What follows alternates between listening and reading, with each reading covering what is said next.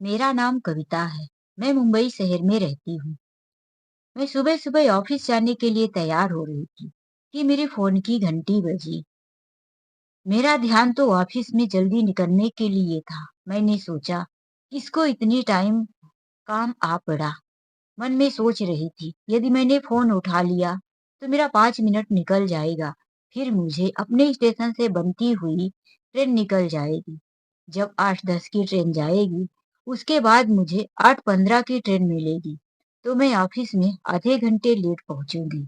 Boss घड़ी की तरफ इशारा करते हुए कहेंगे, कविता मैडम, आज फिर से आप लेट हो। और उनकी नजरें मुझे घूरते हुए आगे निकल जाएंगी। बस बॉस की यही हरकतों से मैं बचने के लिए समय से ऑफिस पहुंचना चाहती हूँ। लेकिन फोन लगाने वाले को क्या पता कि मुझे ऑफिस जाने के लिए लेट हो रहा। यही सोचते हुए मैंने बाल को बांधते हुए फोन तक पहुंची और जैसे ही फोन उठाया, कोई नया नंबर था। उधर से आवाज आई, हेलो, मैं मुंबई की हॉस्पिटल से बोल रहा हूँ। क्या आप ममता जी को जानती हैं? हाँ, जानती हूँ। ममता जी हॉस्पिटल में एडमिट है। उनके डायरी में आपका नंबर मिला, इसीलिए मैंने आपको कॉल किया है। आप जल्दी से हॉस्पिटल आ जाइए। मैं यह सुनकर बहुत परेशान हो गई। ममता, ममता तो मेरी बड़ी बहन का नाम है। क्या मेरी बहन इस मुंबई शहर की हॉस्पिटल में एडमिट है? आखिर क्या हुआ मेरी बहन को? नहीं नहीं, शायद कोई और ममता होगी।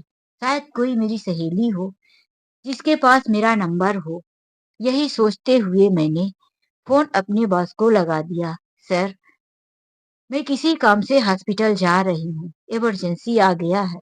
मैं आज थोड़ा लेट से ऑफिस पहुंच पाऊंगी। यह कहकर मैं ऑटो पकड़ी और हॉस्पिटल पहुंच गई। मैंने एक सिस्टर से पूछा, यहाँ ममता जी एडमिट हैं क्या? यह नंबर पर मुझे कॉल गया था। वो सिस्टर ने कहा, हाँ, यह पंकज सर का नंबर है। उनकी एक पेशेंट अभी अभी आईसीयू में है।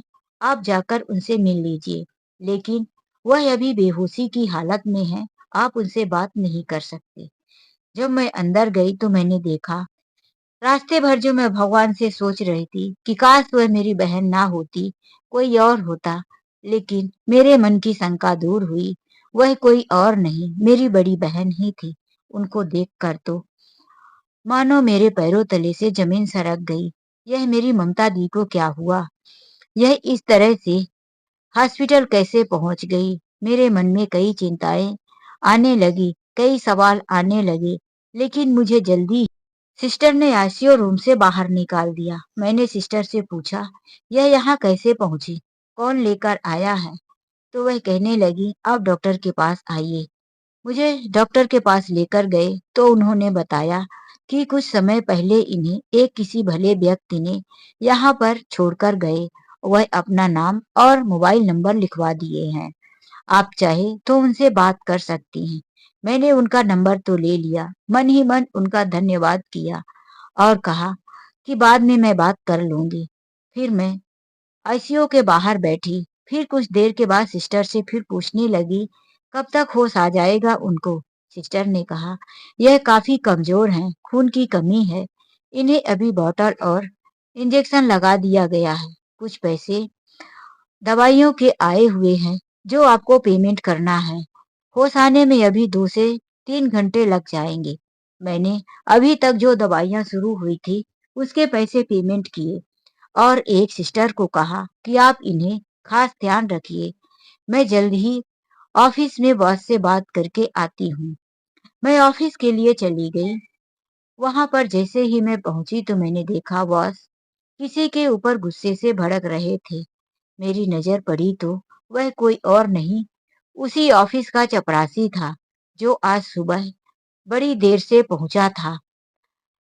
जब वह बाहर निकला तो मैंने पूछा, क्या बात है? क्यों आपके ऊपर साहब गुस्सा कर रहे? चपरासी ने कहा, मैडम, आज मेरी तबीयत ठीक नहीं थी। कई दिनों से घरवाली कह रही थी कि पहले दवाइयां ले लो, तो मैं नहीं जाता था। आज मैं पहले दवाई लेने हॉस्पिटल चला गया। वहां पर काफी भीड़ थी और मुझे लेट हो गया। साहब को मैं यही बता रहा था लेकिन साहब कहाँ मेरी बात सुनते हैं। उन्होंने मुझसे कहा कि तुम बहाना बनाते हो और लेट आए। फिर मैंने सोचा जब ये खुद बीमार है तो साहब इसकी बात सुनकर इसे इतना डांटे तो मैं भला अपने दीदी के लिए बात करूंगी तो साहब मुझे कैसे छुट्टी देंगे। फिर भी मैं डरी और सहमी सी बॉस के पास गई तो बॉस ने कहा, अरे कविता, तुम क्यों इतना जल्दी आ गई? तुमने तो बताया था कि इमरजेंसी है, तुम्हारी दीदी हॉस्पिटल में एडमिट है, तुमको इस वक्त उनके पास होना चाहिए था।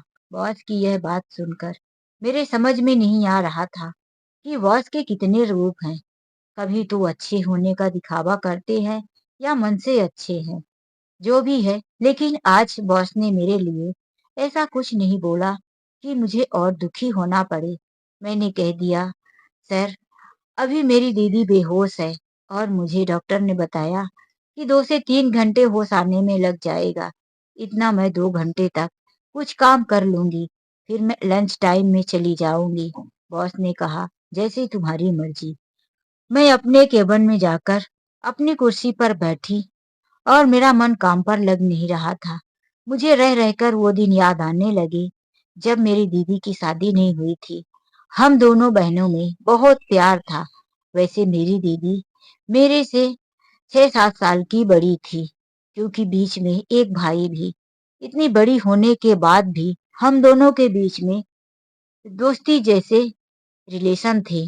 मेरी बहन अपनी सारी बातें मुझसे बताया करती थी और एक मैं थी कि जब भी मेरी कोई अपनी सीक्रेट बात होती थी तो उससे बताती नहीं थी। वह मेरे पीछे पड़ जाती थी, कहती थी कि तू बड़ी चालाक है कविता, तू तो मेरे पेट की सारी बातें निकलवा लेती है, लेकिन जब तेरी बारी आती है तो तू अपना कुछ नहीं बताती। और मैं भागती थी, मेरी दीदी मेरे पीछे पीछे लगी रहती। वह मुझे इतना हंसाती कि मुझे अपनी बात उसको बतानी पड़ती।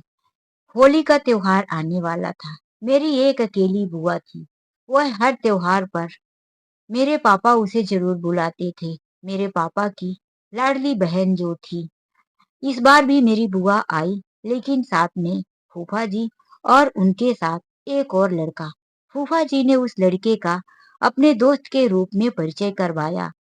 दीदी घर की बड़ी बेटी होने के नाते घर में आने वाले मेहमान और कोई भी रिश्तेदार हो, उनके स्वागत की जिम्मेदारी उनके ऊपर ही रहती थी। मेरा काम तो खाली हंसी मजाक मस्ती या की मदद करने में ही था। इस बार भी जब बुआ और फूफा जी आए तो उनके साथ मम्मी पापा बैठकर बातें करने लगे और वहीं आवाज दिया, ममता, अरे ओ बेटी, देखो बुआ और फूफा जी आए हैं, जाकर इनके लिए चाय नाश्ते की व्यवस्था करो। तो मेरी दीदी कुछ ही समय के बाद चाय और पकौड़े बनाकर ले आई। फूफा जी के पास बैठे हुए उनके दोस्त मेरी दीदी को देखे और वह देखते ही रह गए।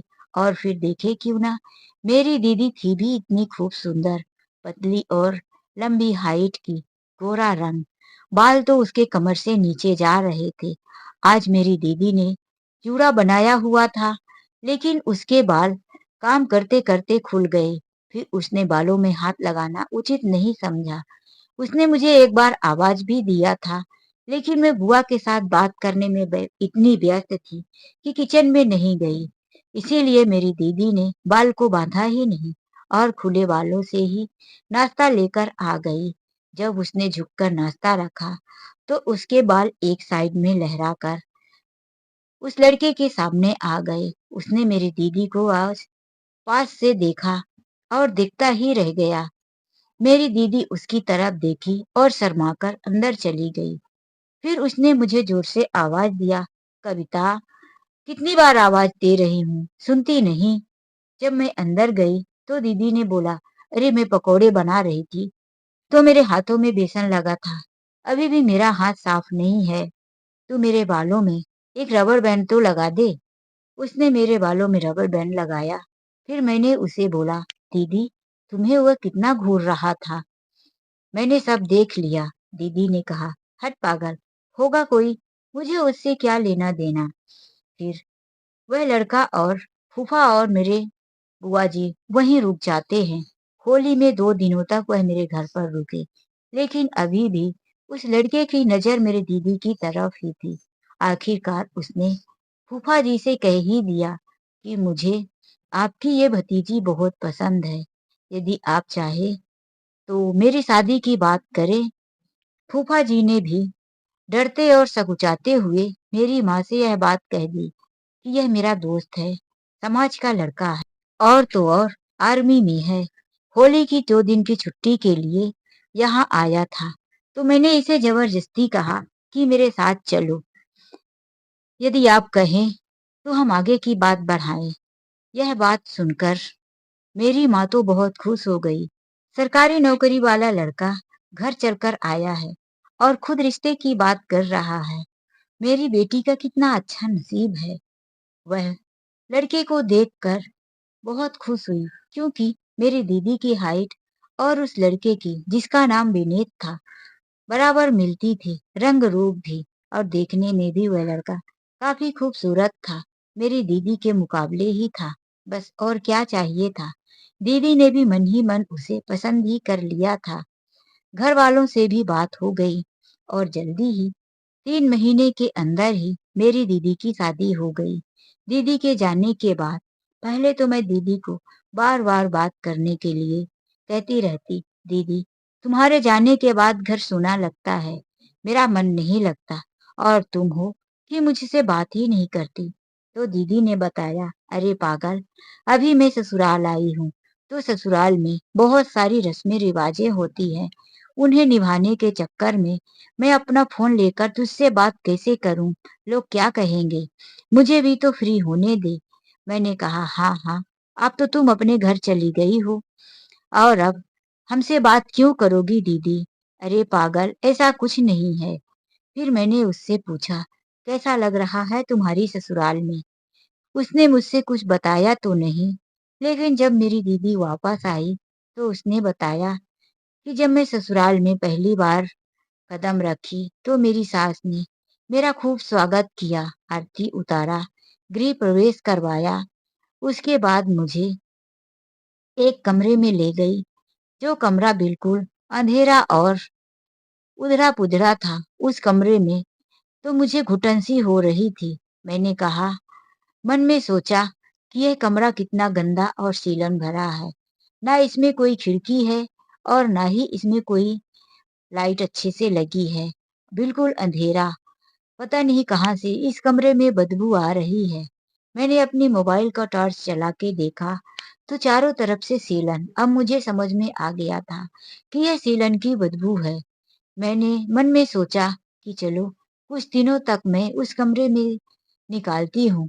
फिर जैसे ही सबसे बातें होने लगेगी, मेरी शादी को कुछ दिन हो जाएगा, तो मैं अपनी सास से बात करूंगी और कहूंगी कि मुझे कोई दूसरा कमरा दे दे, जिसमें कम से कम कुछ रोशनी तो आए। कुछ समय ऐसे ही गुजरता रहा और विनीत अपनी नौकरी पर जाने वाले थे। तो मैंने विनीत से कहा, विनीत, इस कमरे में एक खिड़की भी नहीं है कि बाहर से भी कोई रोशनी या हवा आए। और देखो, लाइट भी एक छोटा सा बल्ब, वो भी हमेशा रहती नहीं है। तो मुझे किसी खुले कमरे में मेरा बेड रखवा दो, ताकि मैं वहां आराम से रह सकूं। विनीत ने कहा, देखो, मैं मम्मी से बात करता हूँ, लेकिन विनीत को टाइम नहीं मिला या विनीत बात किए ही नहीं। मैं ही एक दिन सास के साथ खाना खाने के बाद टेबल पर बोली, मम्मी जी, क्या मुझे दूसरे कमरे में रहने को मिलेगा? उस कमरे में बहुत अंधेरा रहता है, सीलन की बदबू आती है। तो मेरी सास गुस्से में आ गई और कहने लगी, अरे, अभी मैं जिंदा हूँ तो इस घर में किसी की मनमानी नहीं चलेगी। मैंने तुम्हें जो कमरा दे दिया है, तुम उसी कमरे में रहोगी। ज्यादा इधर पंख फैलाने की बात मत करो। मैंने सोचा, शादी से पहले तो मेरी माँ कहा करती थी कि बेटी, अब तेरा वही घर है, तो उस घर में जाकर अपने मन का जिएगी, अपने मन का करेगी। बेटी का असली घर उसका ससुराल ही होता है। लेकिन यहाँ तो सास कह रही है कि यह मेरा घर है, यहाँ पंख फैलाने की कोशिश मत करो। मैंने मन मार लिया। कुछ ही दिनों के बाद विनीत अपनी ड्यूटी पर वापस चले गए और मैं उस घर में सास ससुर की सेवा और एक छोटे देवर की करते रह गई। विनीत का पत्र आता रहा।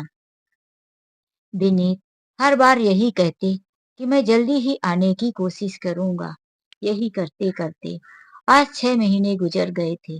अभी तक विनीत नहीं आए थे और मैं उसी बदबूदार अंधेरे कमरे में रहती थी। दीदी कई बार इस बीच में 2 दिन 3 दिन के लिए मायके आती और फिर उसकी सास बुलवा लेती। घर में कोई करने वाला नहीं है, मेरी तबीयत ठीक नहीं रहती, इसीलिए तुम ज्यादा दिन अपने मायके में मत रहा करो। मेरी दीदी भी अपनी सास की बात मानकर चली जाती थी। जीजा जी 6 महीने 5 महीने में छुट्टियों में आया करते थे। ऐसे ही अब दीदी की शादी को 5 साल हो चुके थे। उन्हें भगवान ने 2 बेटे भी दे दिया था। इसी दौरान दीदी की सास बीमार रहने लगी थी और जीजा जी घर पर थे नहीं।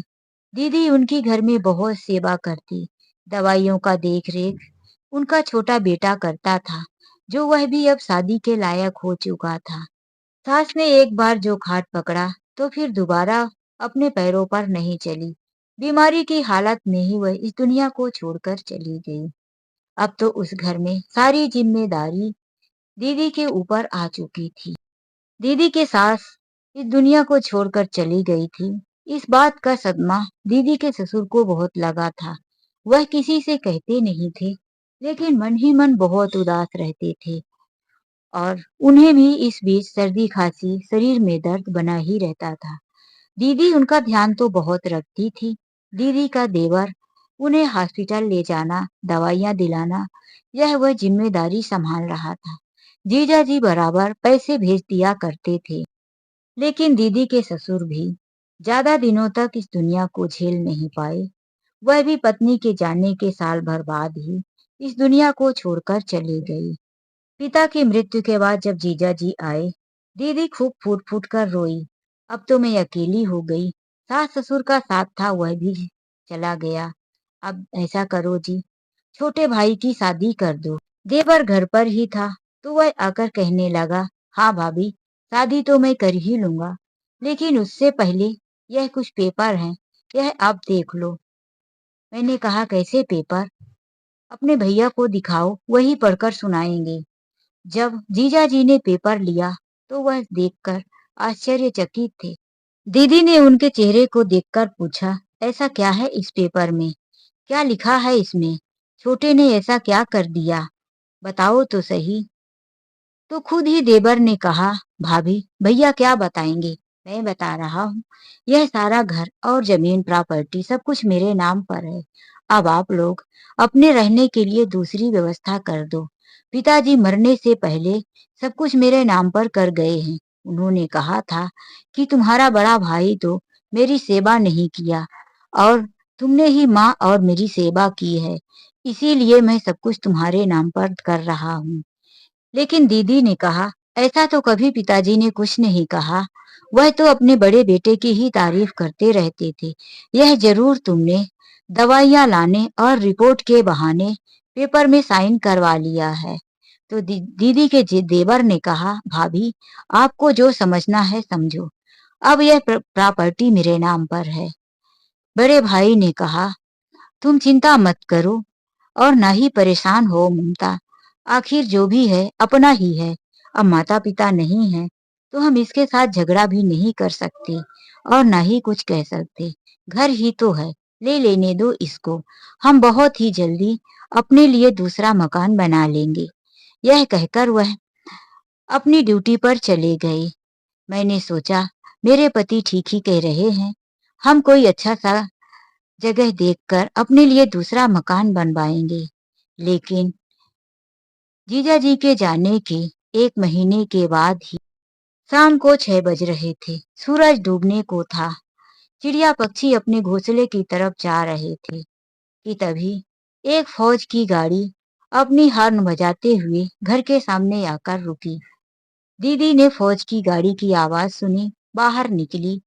बहुत सारे फौजी जवान गाड़ी से उतरकर एक सब उतार कर गाड़ी के बाहर रख दिए। सामान, बैग और कपड़े निकालकर वहीं रखने लगे। दीदी जीजा जी के कपड़े और उनका बॉक्स पहचान गई।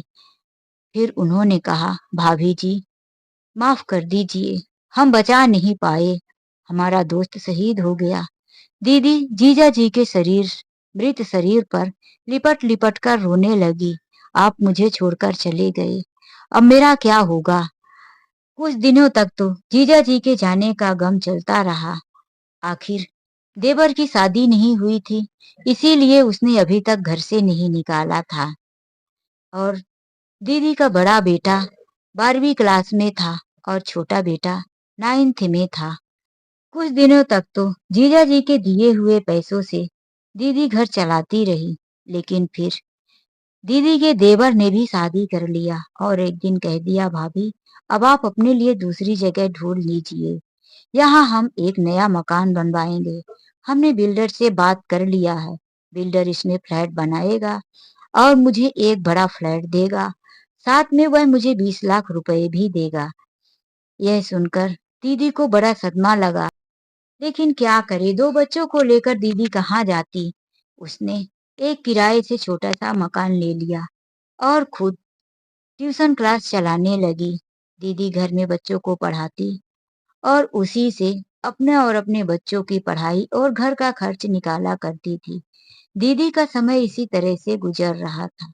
जीजा जी को गए हुए साल गुजर रहे थे कि एक दिन आर्मी के कुछ लोग दीदी के घर आए और एक बॉक्स देते हुए कहने लगे, भाभी जी यह विनीत भैया के कुछ कपड़े और सामान रह गए थे और उनकी तनख्वाह भी पड़ी थी, वह मैं लेकर आया हूँ। हम सबने मिलकर उनकी नौकरी के लिए एक आवेदन लगाया है कि उनकी नौकरी उनके बेटे को दी जाए।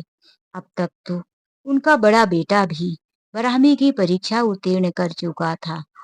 सभी दोस्तों ने मिलकर नौकरी के लिए आवेदन लगा दिया और फिर 6 महीने के अंदर ही बड़े बेटे की नौकरी के लिए लेटर आ गया था। उसकी बहुत सारी ट्रेनिंग और फिर उसके बाद उसके पिता की नौकरी मिल जाती है। अब तो घर में थोड़ा सुकून हो गया था। अब दीदी भी ट्यूशन क्लास चलाना छोड़ दी थी। बड़ा बेटा कमाने जो लगा था। धीरे धीरे घर के खर्चे तो किसी तरह से चल रहे थे। जीजा जी के मरने के बाद कुछ पैसे फंड में से मिले थे। उन पैसों से अब छोटे बेटे के लिए भी एक कपड़े की दुकान खुलवा दी गई थी। अब दोनों बेटे अपनी जिंदगी में आगे बढ़ने लगे थे। दोनों अपने अपने लाइफ में सेटल हो चुके थे। बड़े बेटे के लिए बहुत से रिश्ते आने लगे थे। इसी तरह से कई साल गुजर चुके थे। मेरी भी शादी हो चुकी थी। मैं अपने ससुराल में अपने पति के साथ बहुत खुश थी। मेरी एक बेटी और एक बेटा। बेटी मेरी 10 साल की हो चुकी थी और बेटा 6 साल का था। दोनों बच्चों को स्कूल छोड़ने के बाद मैं ड्यूटी पर चली जाया करती थी, क्योंकि मुंबई जैसे शहर में महंगाई बहुत थी और मेरे पति की भी इतनी इनकम नहीं थी कि वह बच्चों को और घर को सब कुछ अच्छे से संभाल पाते। मेरा भी समय अच्छे से गुजर रहा था। इधर दीदी से भी हमारी बातें होती रहती थी। दीदी अपने बारे में बताती कि उनके बेटे के लिए बहुत से रिश्ते आ रहे हैं। हालांकि वह इतना जल्दी बड़े बेटे की शादी तो नहीं करना चाहती थी, लेकिन इतने अच्छे अच्छे रिश्ते आ रहे थे कि उन्हें बेटे की शादी करनी पड़ी। एक अच्छा सा रिश्ता देखकर दीदी ने अपने बड़े बेटे की शादी कर दी। अब तो घर में बहू आ गई थी। घर गृहस्थी के काम बहू ने संभाल लिया था, लेकिन जल्द ही छोटे बेटे के लिए भी रिश्ते आने शुरू हो गए। दीदी ने छोटे बेटे के भी शादी कर दी। शादी होते ही दोनों बहुएं आपस में काम के लिए टकराने लगी। घर में पहले जैसा माहौल नहीं रहा, इसीलिए दोनों ने आपस में खुद ही फैसला कर लिया कि हमें अब अलग हो जाना चाहिए। छोटे वाले के पास पैसे की कमी नहीं थी। उसने शादी होते ही अपना एक अलग से फ्लैट ले लिया। उसकी पत्नी तो और भी ज्यादा घमंडी थी, क्योंकि वह कुछ बड़े घर की लड़की थी। दोनों बहुएं अलग हो गई थी। बड़े बेटे का भी अपना खुद का मकान हो गया था।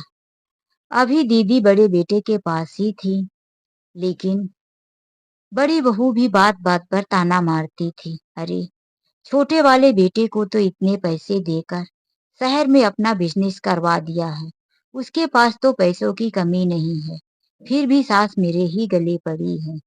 रोज रोज के ताने और खिचखिच से परेशान होकर एक दिन दीदी ने कहा, मुझे अपने छोटे बेटे के पास जाना है, कुछ दिनों के लिए मैं वहां रहूंगी तो मुझे भी अच्छा लगेगा। यह कहकर दीदी खुद ही अपना सामान उठाई और छोटे बेटे के पास पहुंच गई। घर पर बेटा नहीं था। बहू ने देखा तो उसने कहा, अरे मम्मी जी, आप अकेली, आपने फोन क्यों नहीं किया? हम आपके बेटे को भेज देते। अरे कुछ नहीं, मैं तो आ जा सकती हूँ, इसमें क्या, बेटे को क्यों परेशान करूं? वह अंदर लेकर गई। उसका तो देख कर ही नाक भौं सिकुड़ गया था। उसने पूछा, कैसे आना हुआ मम्मी? दीदी के घर में सब कुछ ठीक तो है ना? लेकिन ममता जी ने कह दिया कि बड़ी बहू ऐसे ऐसे कहती रहती है, इसीलिए मैं सोचा कि कुछ दिन तुम्हारे साथ आकर रहती हूँ। हाँ मम्मी, यह भी तो आपका ही घर है ना, आप हमारे साथ क्यों नहीं रह सकती? रहिए, जितना मन चाहे रहो। रात को जब छोटा बेटा आया तो उसने अपनी माँ को देखा और कहने लगा, माँ, तुम कब आई? अरे माँ, तुम्हें फोन तो करना चाहिए था ना, मैं गाड़ी लेकर आता और तुम्हें ले आता। नहीं बेटा, कोई जरूरत नहीं थी, तुम अपनी शोरूम में जाते हो तो तुम्हें क्यों परेशान करूं? माँ, वहां तो काम करने वाले नौकर चाकर हैं, ऐसा थोड़ी ना है कि सारा काम मैं ही संभालता हूँ। अब तो कुछ दीदी को अच्छा लगा कि कम से कम कोई तो है जो मुझे समझता है। अब मैं छोटे बेटे के साथ ही रहूंगी। उन्होंने अपने मन में तसल्ली कर लिया था। उनका सामान अभी भी गेस्ट रूम में रखा था। रात को बहू ने खाना पीना देकर उन्हें एक छोटा सा कमरा दे दिया और कहा, माँ जी, यह स्टोर रूम है, लेकिन इतना ज्यादा सामान नहीं है, इसमें आपका बेड आराम से आ जाएगा, आप इसी में रहिए। तो ममता जी ने सोचा, कोई बात नहीं, अब मुझे क्या जरूरत है ज्यादा, मेरा सामान भी यहीं पड़ा रहेगा। जब वह सोने लगी तो उन्हें याद आया कि रात की दवाइयां लेना है, जो कि मेरे बैग में ही पड़ी है, और बैग मेरा गेस्ट रूम में है। वह अपने कमरे से निकलकर अपने बैग तक जा ही रही थी कि बहू की आवाज उनके कानों तक गूंज रही थी। वह कह रही थी, अरे सुनो, यह तुम्हारी माँ कितने दिन तक रहेगी? मुझे जरा भी पसंद नहीं है कि मेरी प्राइवेसी में कोई खलल डाले। अभी तक हम लोग जब मन होता था बाहर खाते थे, जब मन होता था घूमते थे। तुम्हारी माँ को तो घर का ही खाना चाहिए। अब मैं तुम्हारी माँ के लिए पूरा दिन रसोई में पसीने बहाऊंगी। मेरी सहेलियों के साथ घूमना, किटी पार्टी जाना, ये सब बंद। और ना ही मैं घर पे अपनी सहेलियों के साथ किटी पार्टी कर सकती।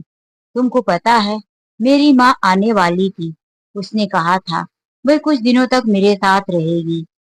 तो मैंने भी सोचा, माँ रहेगी, माँ के साथ बातें करूंगी, माँ के साथ घूमने जाऊंगी।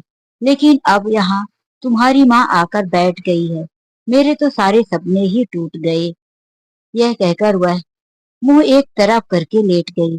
बेटा मनाते हुए कहता है, अरे तुम नाराज क्यों होती हो? आज ही तो माँ आई है, मैं उसे जल्दी ही समझा बुझाकर भैया के पास वापस छोड़कर आऊंगा। आज ही ऐसे बोलना अच्छा नहीं लगता, माँ भी क्या सोचेगी। दिल पे तीर तो तब चली जब बेटा अपनी पत्नी को इस तरह से समझाता है। ममता जी का मन करता है कि वह कह दे कि बहू, मेरे पीछे ज्यादा मेहनत करने की जरूरत नहीं है, मुझे एक किनारे पड़ा रहने दो, हो सकेगा तो मैं तुम्हारे घर का ही काम कर दिया करूंगी।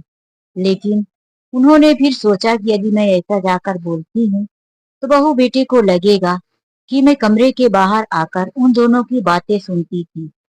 इसीलिए वह अपनी दवाइयां लेकर गई और अपने कमरे में रोती हुई पड़ी रही। पता नहीं कब आंख लगी। सुबह जब बेटा अपने शोरूम पर जाने लगा तो माँ आकर कहती है, बेटा मुझे भी साथ लिए चल, मैं कुछ दिनों के लिए अपने मायके जाना चाहती हूँ। मायके में माता पिता तो नहीं है, भाई भाभी हैं, कुछ दिनों तक मैं वहीं रह लूंगी। यह कहकर माँ अपने बेटे के साथ मायके चली जाती है। लेकिन भाभी भी उतनी अच्छी नहीं थी, उन्हें भी नंदों का आना पसंद नहीं था। अब मैं भी तो अपने ससुराल में थी और कभी कभार मायके जाया करती थी, इसीलिए मुझे भाभी का व्यवहार अच्छे से पता था। लेकिन दीदी 1 महीने तक मायके में थी, यह बात तो मुझे फोन पर पता चलती रहती थी। लेकिन फिर अचानक से दीदी के साथ क्या हुआ, कैसे हुआ कि दीदी हॉस्पिटल में आकर अचानक से दीदी का फोन मिला। वही सोचती हुई कविता दीदी के पास पड़ी हुई टेबल पर बैठे न जाने कब उसकी आंख लग गई। फिर उसे किसी ने धक्का दिया तो उसकी आंख खुली। सामने एक सिस्टर थी। उसने कहा, यहाँ आप सोइए मत, वेटिंग हॉल में जाइए। और दीदी की तरफ मेरी नजरें गई तो दीदी अपनी पलकें झपका रही थी। उसके मुंह से जैसे कराहने की आवाज आ रही थी। मैंने कहा, दीदी दीदी को होश आ गया है। सिस्टर ने कहा, हाँ होश तो पेशेंट को आ गया है, लेकिन ये बहुत कमजोर हैं।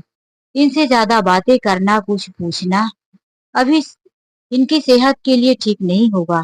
इनको और खून की कमी है, इनको और खून चढ़ेगा। मैंने कहा, पैसों की चिंता मत कीजिए, आप इन्हें ब्लड बैंक से लाकर और खून चढ़ाइए। सिस्टर ने कहा, हम वही कर रहे हैं। मैंने दीदी के हाथ को सहलाते हुए कहा, दीदी देखो तुम्हारी बहन आ गई है, अब तुम्हें चिंता करने की कोई जरूरत नहीं है।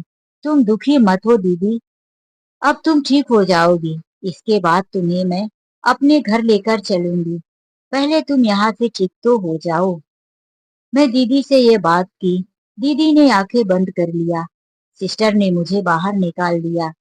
मैं फिर से आंखियों के बाहर एक रखी हुई टेबल पर बैठ गई और दीदी की तरफ देखकर सोचने लगी, अरे मैंने दीदी को कहते दिया कि मैं अपने साथ लेकर चलूंगी, लेकिन मुझे मेरे पति की आदत अच्छी तरह से पता थी। उन्हें ज्यादा भीड़ भाड़ पसंद नहीं। वह पता नहीं मेरी दीदी को अपने घर में रखना मंजूरी देंगे या नहीं। और 2 बच्चे, उनके लिए भी तो एक प्राइवेट कमरा चाहिए पढ़ाई के लिए। मेरा तो 3 ही कमरे का फ्लैट, जिसमें एक किचन, एक बेडरूम और हॉल। हॉल में दोनों बच्चे पढ़ा करते थे और वहीं सो जाते थे। फिर मैं बीमार दीदी को लेकर गई तो कहाँ रखूंगी। मेरा तो बेडरूम और किचन ही बचता है। दीदी को यदि हॉल में रखा तो बच्चों को पसंद नहीं आएगा, और बेडरूम बेडरूम तो मेरे पति शेयर नहीं करेंगे। यही सोचकर मेरा दिल कांप गया कि मैं क्या करूं। मैं अपनी दीदी की चाह कर भी मदद नहीं कर पाई। फिर मैंने सोचा कि चलो कोई बात नहीं, मैं दीदी के बच्चों से बात करती हूँ, शायद उन दोनों को पता चले तो वह इस स्थिति को देखकर माँ को अपने साथ ले जाने के लिए तैयार हो जाएंगे। मैंने सोचा फोन करती हूँ। फिर मेरी नजर घड़ी पर गई तो अभी सुबह के 4 बजे थे। फिर मैंने सोच लिया कि मैं सुबह ही बात करूंगी, अभी नहीं। और वहां बैठे बैठे फिर से मेरी आंख लग गई। लेकिन अभी 1 घंटे ही हुआ था कि मुझे एक सिस्टर ने जगाया। मैडम, ओ मैडम, देखिए पेशेंट की हालत खराब हो रही है।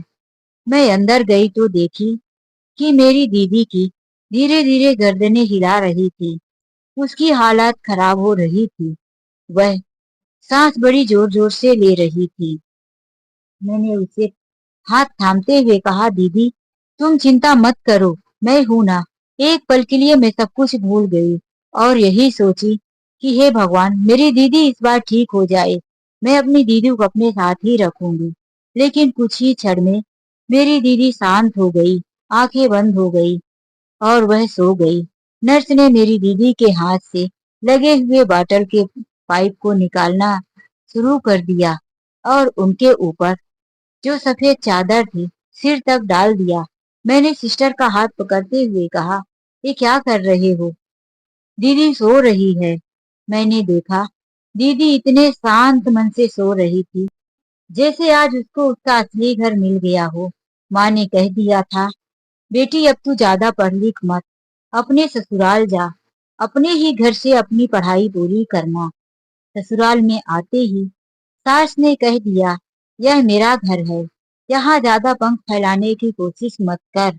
फिर देवर ने कह दिया, यह मेरा घर है, मेरे नाम पर है, तुम लोग अपनी व्यवस्था कर लो। किराए के मकान पर रहने गई तो मकान मालिक आकर कहता, यह मेरा घर है, मुझे इसका समय समय से किराया चाहिए। जब बच्चे जवान हुए, दोनों ने अपना घर ले लिया, तो बच्चों ने भी कह दिया, माँ यह मेरा घर है और तुम मेरे साथ ही क्यों? दूसरे बेटे को भी तुमने ज्यादा दिया है, उसके घर जाकर रहो। दूसरे बेटे ने कह दिया कि मेरी प्राइवेसी में खलल पड़ेगी, माँ को बहुत ही जल्द हम बड़े भाई के पास छोड़ देंगे। फिर माँ जब मायके गई तो वहां भी उसने देखा कि वह घर भैया और भाभी का ही था, दीदी का तो वहां कुछ था ही नहीं।